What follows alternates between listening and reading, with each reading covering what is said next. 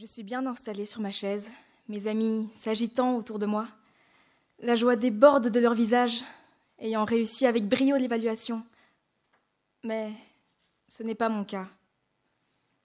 Moi, j'ai échoué. Mon professeur s'approche de moi, son visage empli de déception. Je m'attendais à mieux de ta part. Et là, avec ces simples mots, c'est tout le monde d'une petite fille qui s'écroule. Je sens mon cœur s'alourdir en regardant ma note en haut à droite de ma copie, alors que mes yeux me brûlent. Que vont penser mes parents? Les autres vont-ils se moquer de moi? Tout mon labeur n'a-t-il donc pas suffi?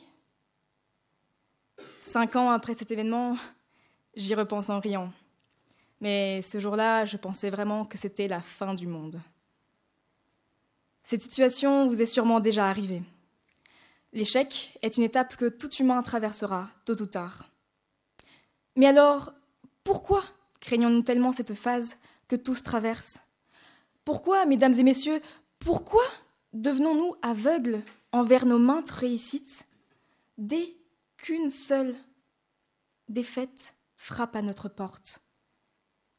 Nous n'avons pourtant aucune raison de craindre cet échec. Car le danger dans cette situation n'est pas l'échec en lui-même, mais comment nous le laissons nous atteindre. En grandissant, nous vivons de plus en plus d'expériences et par conséquent d'échecs. Mais nous ne sommes pas les seuls à grandir. Notre perception de l'échec évolue elle aussi. Alors qu'une mauvaise note nous semble marquer la fin du monde à un moment donné, elle nous semblera minime dans le futur. Des échecs de plus en plus complexes vont prendre la place. Des échecs qui seront toujours plus durs à surmonter, ou du moins plus durs qu'une mauvaise note.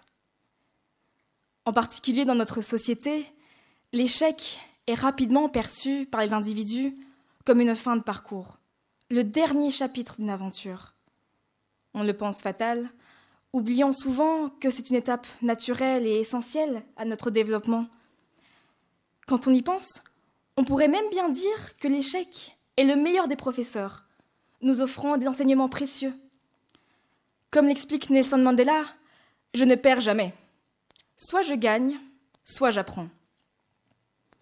Plutôt qu'un obstacle insurmontable, l'échec, si bien manié, peut nous tracer le cheminement vers le succès.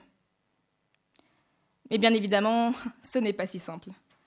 Les échecs, que ce soit durant les études, comme dans ma mise en situation, professionnellement ou encore socialement, peuvent nous laisser une marque profonde et remettre en doute nos capacités, à tel point que le fin fil de notre confiance en nous se rompt. Nous vivons en permanence avec l'insuccès, telle une ombre qui nous suit discrètement, prête à intervenir si besoin. Et bien que beaucoup d'entre nous aient tenté ou tentent toujours de s'en débarrasser, elle ne nous quitte jamais. La question qui se pose à ce moment-là n'est donc plus comment l'éviter, mais bien comment la gérer. Il est important pour commencer par accepter l'échec pour ce qu'il est. Dans un système où seule la victoire est valorisée, se résigner à l'idée d'avoir échoué pourrait bien être l'étape la plus difficile, due au risque de sombrer dans la honte ou de commencer à blâmer le monde sans raison. Mais après avoir compris que la présence de l'échec est existante dans chaque parcours et que c'est une étape nécessaire à la réussite, le reste suivra beaucoup plus facilement et représente en soi déjà une forme de succès. Comme le dit si bien Winston Churchill, le succès, au final, c'est d'aller d'échec en échec sans perdre dans son enthousiasme. Apprendre à faire preuve d'autocompassion est notre première possibilité de progresser et de nous réinventer. Une fois ceci fait, il est temps pour nous d'analyser ce revers. C'est à ce moment précis que l'on pourra tirer le plus de bénéfices de nos erreurs. Prendre du recul sur la situation et comprendre les facteurs qui nous y ont amenés requiert une grande honnêteté et capacité à reconnaître ses erreurs sans honte, ainsi évidemment qu'une grande persévérance. Un exemple de cela serait Henry Ford, qui a vu ses premières entreprises faire faillite et l'ont laissé ruiner 5 fois avant qu'il ne fonde la florissante Ford Motor Company. Imaginez-vous, juste une seconde, subir 5 défaites qui ne vous laissent sans rien, et quand même vous relever pour essayer une énième fois, sans aucune garantie que vous ne tomberez pas de nouveau. Laissez-moi vous dire qu'à ce moment-là, vous n'avez subi encore aucun échec. En effet, selon Socrate, tomber n'est pas un échec. L'échec, c'est de rester là où on est tombé. Toujours pas convaincu ? Laissez-moi alors vous parler de Thomas Edison, connu mondialement pour avoir inventé les ampoules électriques. Mais saviez-vous qu'avant de réussir cet exploit qui a révolutionné le monde, il avait échoué des milliers de fois ?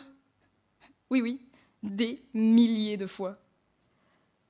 Que se serait-il passé s'il avait arrêté à la 5e tentative ? À quoi ressemblerait notre monde aujourd'hui ? Mais non, il a persévéré. Il a recommencé un nombre incalculable de fois. Et il y est arrivé, malgré toutes les difficultés.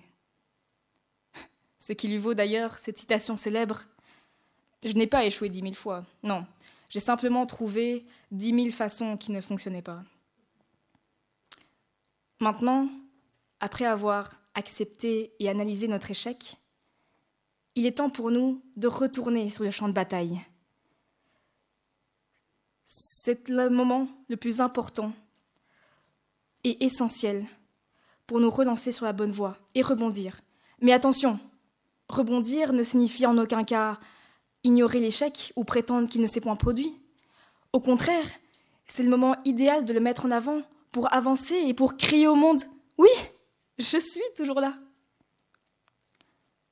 Dans cet état d'esprit, l'échec devient un véritable tremplin vers de nouvelles idées, stratégies et tentatives. C'est cette persévérance même qui distingue ceux qui se laissent abattre de ceux qui réussissent. Mesdames et messieurs, l'échec n'est pas une fin en soi, mais un passage obligé qui nous prépare pour nos futurs succès. L'échec n'est pas une fin en soi, mais la naissance d'une nouvelle ère, votre nouvelle ère. Nous sommes les uniques personnes sur cette planète en capacité de nous offrir les moyens d'avancer, de nous perfectionner et d'atteindre de nouveaux objectifs. Alors, par pitié, arrêtons de croire que nous sommes des personnages de Flaubert conçus dans l'échec et commençons à apprécier, à remercier pour tous ces moments de doute, pour tous ces moments où nous étions au plus bas, pour tous ces moments où on s'est dit que cette fois, c'est sûr, je ne m'en relèverai pas. Car vous vous êtes relevés et vous avez continué sans arrêter d'y croire, ce qui vous a amené à la meilleure version de vous-même, celle que vous êtes aujourd'hui. Et cette note qui m'a fait tomber, eh bien c'est elle qui m'a appris à me relever. Merci.